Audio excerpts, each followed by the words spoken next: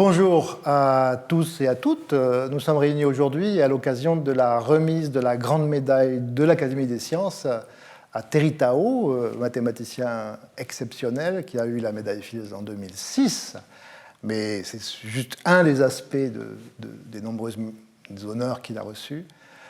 Je suis entouré de Nalini Anantaraman, professeur au Collège de France, spécialiste de géométrie spectrale. Je ne crois pas qu'elle aura le temps de vous dire ce que c'est, mais c'est relié un tout petit peu à la musique. Et Tim Gowers, qui est lui aussi professeur au Collège de France, qui a aussi la médaille Fields en 1998. Et moi-même, je m'appelle Étienne Gist, tant que j'y suis, il faut que je vous le dise. Je suis aussi mathématicien. Et je vous propose très simplement aujourd'hui d'interroger mes petits camarades sur une question qui me turlupine depuis très longtemps. C'est quel est le rapport que nous avons, nous, mathématiciens, avec les gens normaux, les gens dans la rue qu'on rencontre et qui nous disent toujours « mais qu'est-ce que c'est qu'un mathématicien ?» Donc je voudrais demander à chacun d'entre eux comment ils ressentent leur rapport avec le public général et comment ils s'expriment face à ce public pour présenter leur travail. On va commencer par Terry qui va répondre en anglais. Terry, comment tu présentes ton travail au public général? Well, I would like people to see mathematicians just as ordinary people.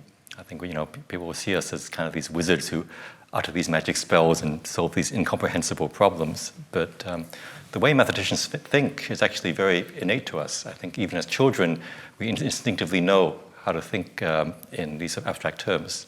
For example, the notion of proof that mathematicians use all the time is one that children teach each other, even in the playground. If a child asks another child to compete and name a bigger number, so maybe one child says 1,000, and the next child says 1 million and 1 billion, and so forth. Eventually, one of the children will realize that no matter what number the other child says, they can just say +1, that number +1. And the moment they have done that, they have proven that there's no largest number, and that is mathematical proof. You would say that the key point in the activity of a mathematician is proof. It is one of the points. I mean, I think it helps us check whether our thinking is correct. But mathematics is also about understanding what is the essence of what makes something work, what is true, what is false, and finding the lessons one can extract from one problem and apply it to a very different problem. I think in most professions they focus on one thing. A doctor focuses on healing people. An engineer might build something, but mathematicians look at sort of the invisible patterns behind any real-world problem and see how it might also connect to other problems as well. Nalini, comment aimerais-tu te présenter à des gens qui ne savent même pas que ça existe, le métier de mathématicien? Disons que d'une manière générale, je trouve assez difficile le fait que l'homme ou la femme de la rue ne comprennent pas notre activité. C'est quelque chose que j'ai un petit peu de mal à assumer, donc c'est vraiment quelque chose sur lequel j'ai envie de travailler.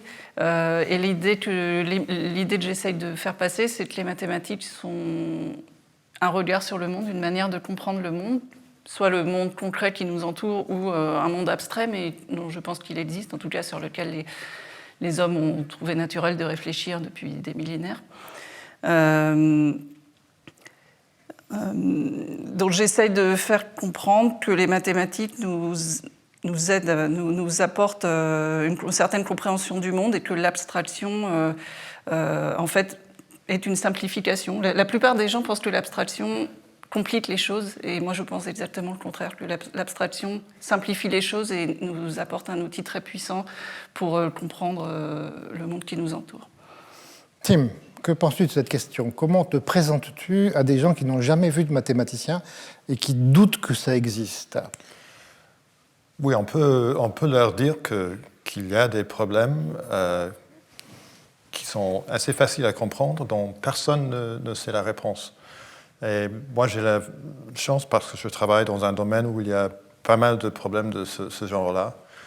Il y a beaucoup de gens qui pensent que les mathématiciens font des calculs très compliqués. Donc je pense que c'est important d'expliquer que les mathématiciens, comme tout le monde, veulent éviter faire des calculs très compliqués. Et c'est un peu comme Nalini vient de dire, on utilise l'abstraction pour Simplifier. oui, pour trouver des idées, pour éviter les calculs. Donc on a les mêmes instincts que les gens de la rue. On est un peu paresseux. On veut faire des mathématiques n'est pas une activité bizarre, c'est assez normal une fois qu'on est entraîné. Merci beaucoup. Alors j'espère que les gens qui ont regardé cette petite vidéo sont maintenant convaincus que nous sommes des gens normaux.